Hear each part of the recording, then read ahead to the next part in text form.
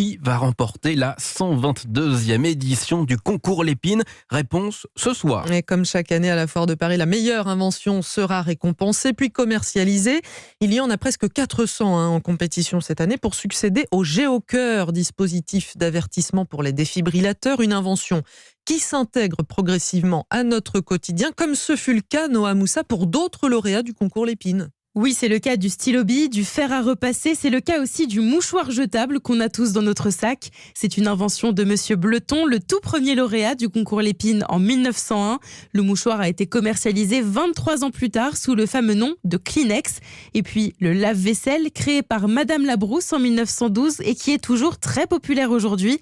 Thomas Graffanino est expert de la consommation. Le lave-vaisselle équipe 67% des foyers en France. C'est un marché qui est aussi porteur puisqu'on a 2 millions de ventes de lave-vaisselle par an en France. C'est un produit qui s'inscrit complètement dans le quotidien des Français un siècle après son invention. Une réussite partagée par la lentille de contact, inventée et récompensée en 1948 et qui est utilisée par plus de 125 millions de personnes dans le monde.